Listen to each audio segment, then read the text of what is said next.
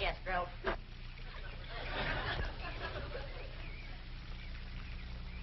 Only one bad thing about putting you still here, Granny. What's that? Drysdale place is downwind.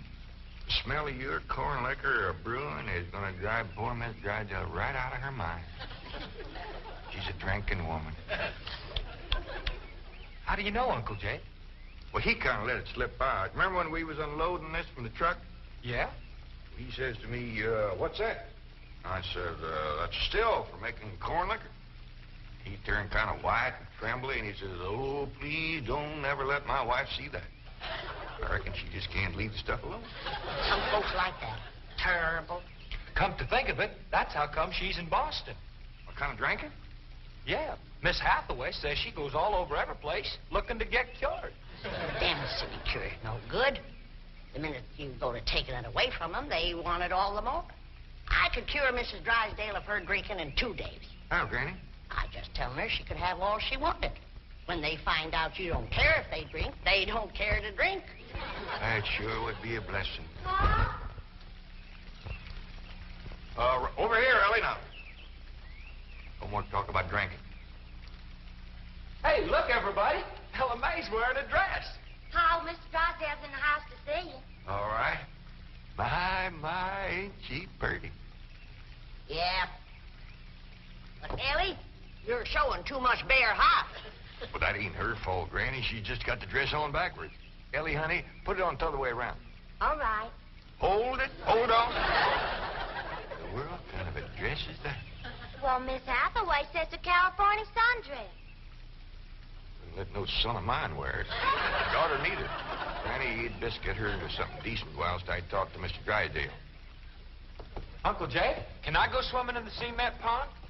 Oh, I reckon so, Jethro. But this ain't like the swimming hole back home. You can't go in there without no clothes on. I can't? No, sir. Okay, Uncle Jay.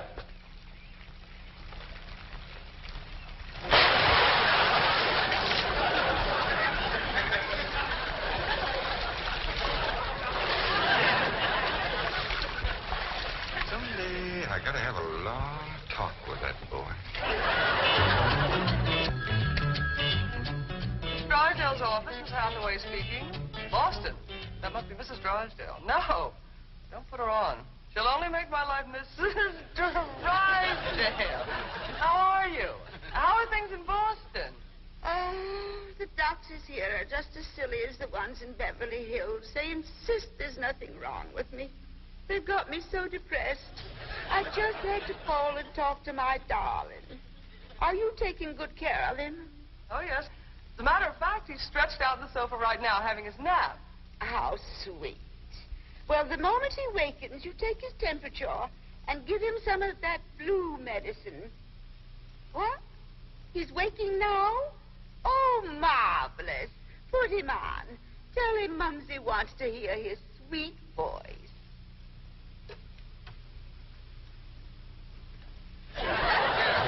Speak to your mumsy.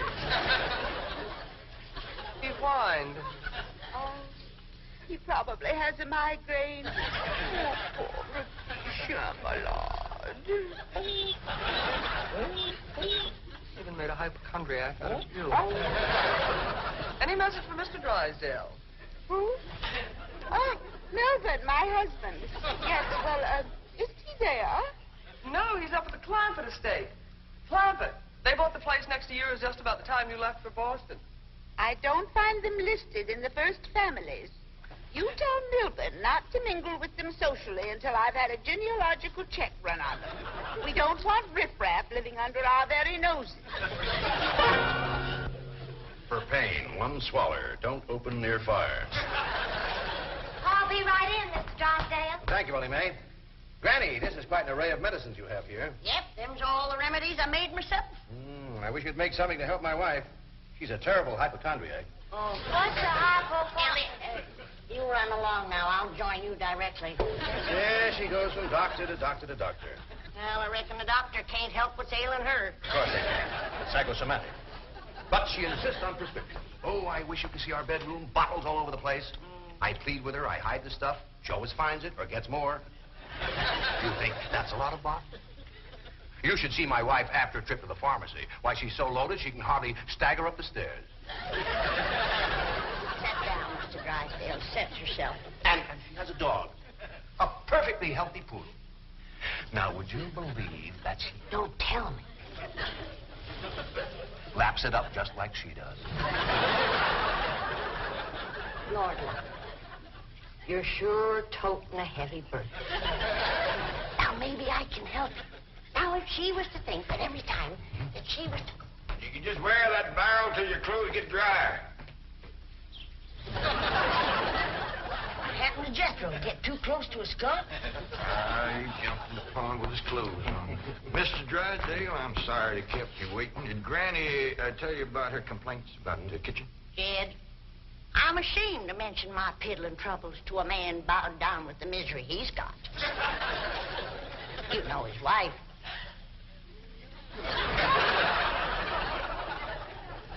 Mr. Drysdale, our hearts go out to you. And we're going to help you, ain't we, Jed? You bet you we are. Man serves a poor purpose in this world if he can't help his neighbor.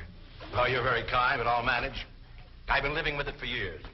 Have a nip, it'll brace you up. Oh, no, thank you. I never touch it. You hear that, Jed? Poor man. He's got all the trouble and none of the fun.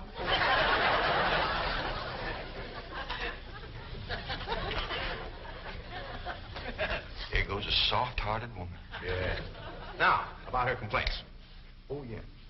Well, for one thing, that electric meat grinder has been giving Granny a heap of trouble. Electric meat grinder? Yeah, this one right here in the dish trough. Oh, it grinds the meat all right, but then you can't find it. It goes down that pipe. Granny lost 2 squirrels and a rabbit in that thing. That's a disposal. You only put things in there that you don't want. Now, Mr. Drysdale, that ain't altogether true. Granny sure wanted them squirrels and that rabbit. And another thing, this here sideways pump don't work at all. We must have carried in a barrel of water to prime that thing, but it didn't work. Oh, there's another thing. Every once in a while, this little thingamajig here makes a ringing noise like that. There it goes again. Well, that's a telephone. Someone's calling you. I don't hear him. They're calling you on the telephone. Say hello into it. Hello. You have to snip the receiver first. Now say it. Hello. Mr. Clampett? He said, my name.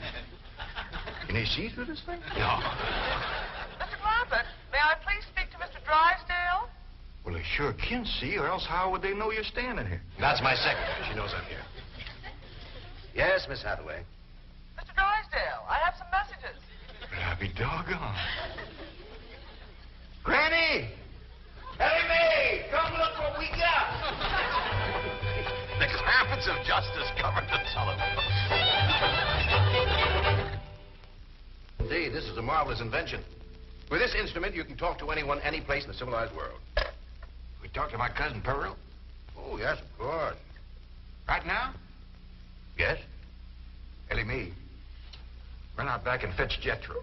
Oh, wait a minute. He might not have his clothes on yet. Oh, I'll get him. Jed, is he greening us? Can we, honest to goodness, talk to Pearl on this thing? You heard what he said. Hello, Pearl, you old rascal. What you doing back there? Hi, there ain't crowd this here belly. Now, ladies, first, you gotta pick this thing up. Hello, Pearl, you old rascal. What you doing back there? Hi, there ain't crowd this here belly. What's she saying? Ain't saying a word, you're just humming. She ain't even humming a tune. Shut up, humming, and say something. Jethro will be right in. You ready to call Pearl? We've been a calm, but she just hums. That's a dial tone. First, you've got to dial long distance like this. Okay. Howdy, Pearl. Hello, Pearl, you old rascal. What you doing back there? Hi, there ain't crowd this here belly. This is long distance. We know that, Pearl. Oh, I can't believe you have the operator. What's Pearl's number? Number? Operator. Just a moment. Hey, folks, Mr. Drysdale told me what y'all was up to. You can't talk to Ma on that thing. Well, look who's getting too smart for his britches. Too big for him, too.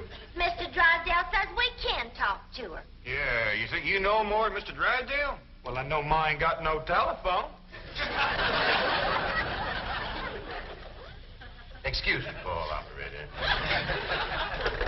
You sure spoil things. Yeah, who asked you to butt in? I get it. I know what to do when it does that. Hello? Yeah, he's here. Well, for goodness sake. Well, sure. Well, howdy there, Miss Drysdale. Let's hear it. Margaret! Oh, how wonderful. What? Man? Oh, yes, the telephone man. Well, how are you?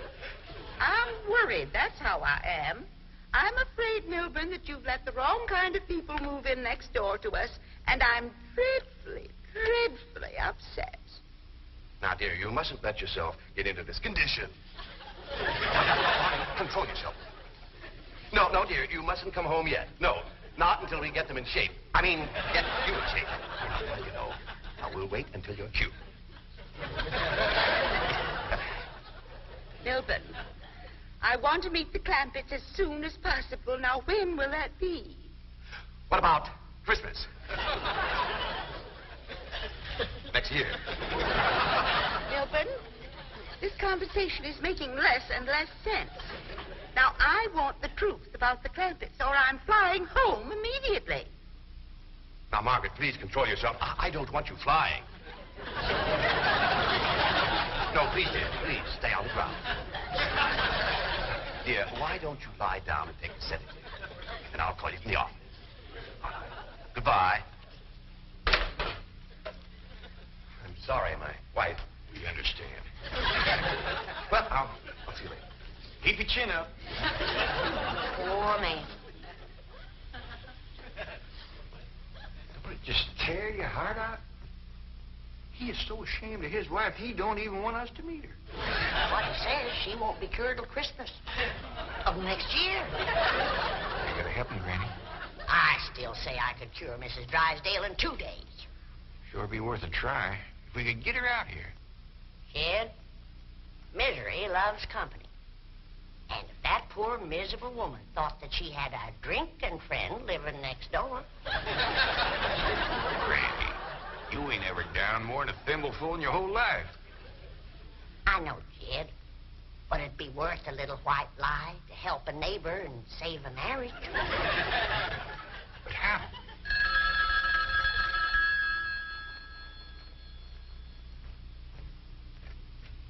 Hello? Yes, ma'am. Oh, you got a stroke of luck, Granny. It's Mrs. Drysdale again. Well, no, ma'am, he ain't here, Mrs. Drysdale, but Granny and me'd like to talk to you. We's your next-door neighbors, the Clampetts. Listen, honey, I got my still set up not 50 feet from your back door. Now, you come on home, and you and me will get glassy-eyed, falling down crocked. We'll get juiced at eyeballs. How does that sound to you, honey? I don't hear nothing. Me neither.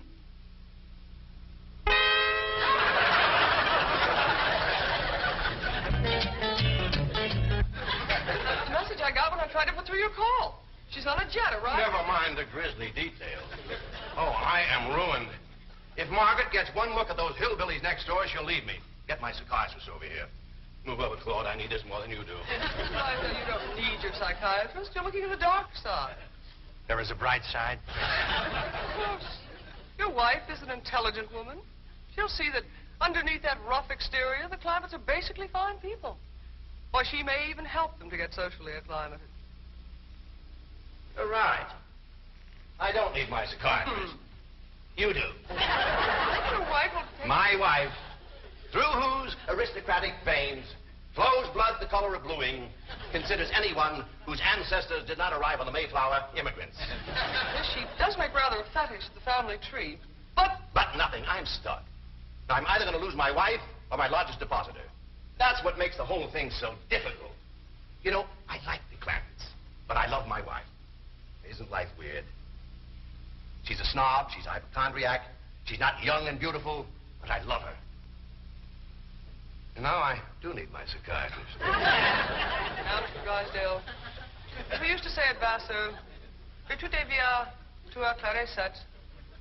Courage will light your path. Yes, I know what I have to do. I'll go to the airport. I'll take Margaret in my arms. I'll look her in the eye and lie like a rug. I'll tell her the Clampetts have left town and put her back on the plane. I beseech you, do not become enmeshed in a web of lies. But it won't be a lie if the Clampetts are tricked into actually leaving town. But they're just getting settled. What could possibly induce them to leave town? That's your problem. Me? You expect me? But they like you. Finagle them into going to Palm Springs for a few days. No, no. I will not help you spin your deceitful web.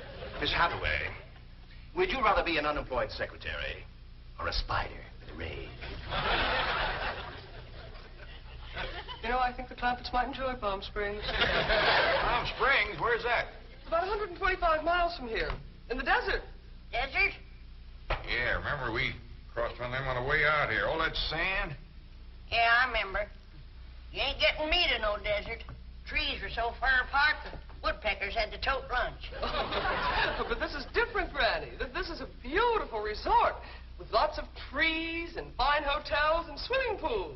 We got a pond for swimming right there. Ellie's out swimming right now. You didn't jump in with her clothes on, did you? I don't know. Oh, surely not. She promised to wear the lovely swim ensemble I got her. Yeah, she done just like Jethro. Here she comes with the dress shrunk clear up to her. Granny! What's the matter? All her hair come out. What? It's true. Ellie lost her beautiful hair. Heaven help her, she's bald as an eagle. Ellie Mae, take off your bathing cap. Oh, praise be. All right, but Ellie, you hadn't ought to went swimming with your clothes on and shrunk up that nice dress. This ain't a dress, is it, Miss Jane? No, dear, it's a beach jacket to wear over a bathing suit. Ellie Mae Clampett. Cover up your nakedness, child. That's the way everyone goes swimming out here. It's perfectly proper. Well, you wouldn't catch me in nothing like that. Me neither. Mr. Clampett, how would you like for a member of your family to become Princess of Palm Springs? What? They're holding a beauty contest at the Springs this week, and someone in this very room has the face and the figure to win.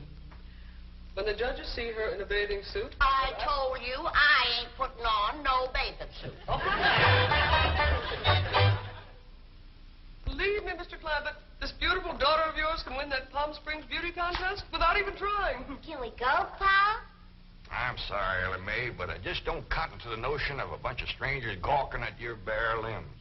Besides, we already know you're the prettiest. Why shame all them other girls? Run along and get some clothes on. Yes, sir, Pa. Mr. Clampett, I do wish you would reconsider about going to Palm Springs, even if Ellie Uncle doesn't... Jay, Duke, and... Howdy, Miss Hathaway. Jane to you, Jethro. Well, Jane to you, too. Duke and me's all set to go hunting, ain't we, Duke? Jethro, have you ever hunted in the desert? No, ma'am. No, it's a fascinating place. You might even see a mirage.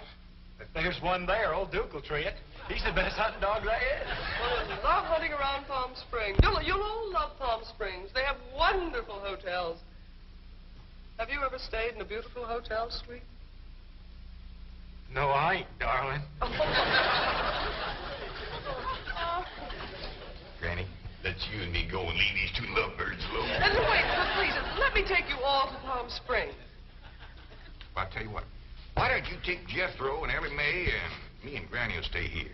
But then Mrs. Drysdale would see. I mean... Is Drysdale coming home? Is that why you was trying to get us out of town, so we wouldn't meet her? Yes, that is the reason.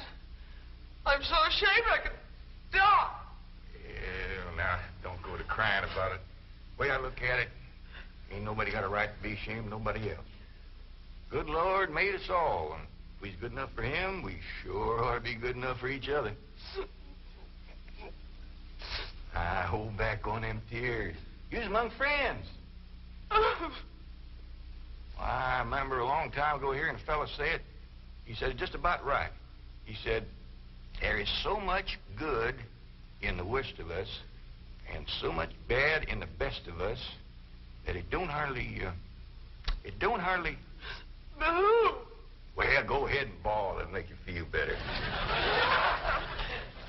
I'll tell you what. If this means so much to you, we'll all pick up and go to them Palm Springs with you. Oh, bless you. Mr. Drysdale would be so happy. I'll go help Billy May pack. I'm telling you, that Miss Drysdale must be a mess. She's gonna need our help, kid. This is a poor time for us to be leaving. Yeah, we gotta help her once we get back. Right now, we gotta respect Mr. Drysdale's feelings. Jethro, you go get the truck ready. Okay, Uncle Jed.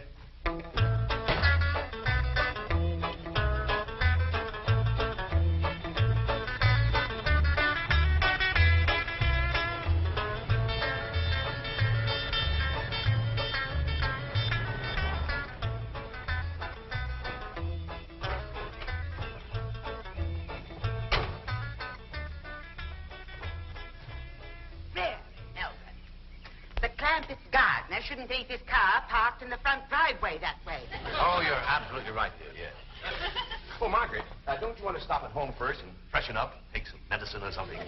Milburn, I have just flown 3,000 miles to meet the Clampetts, and I intend to meet them right now. Well, Don, they're probably out of town. You see, they travel extensively. Oh, they're wonderful people. It'd be a shame if you missed them.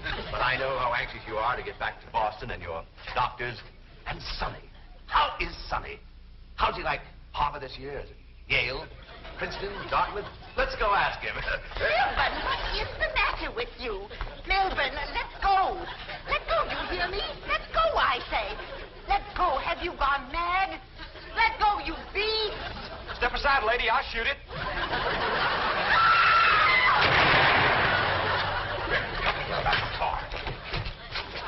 What'd you shoot, Jethro? I think it was a fox. Who's that? My wife. And why aren't you in Palm Springs? Let's get her home as quickly as possible. What's going on? Jethro shot a fox. That's Miss Drysdale, stewed to the gills. No wonder they didn't want us to see her. Poor woman. You mean poor husband. Yeah. We can't go up to Palm Springs and leave our neighbor at a time like this. That's right. We gotta pitch in and see that his wife gets cured. Uncle Jed, are we going hunting? Might as well. It'll be a while before she sleeps that one off. Well, I hope there's some possum around. These skinny old California foxes ain't worth shooting at.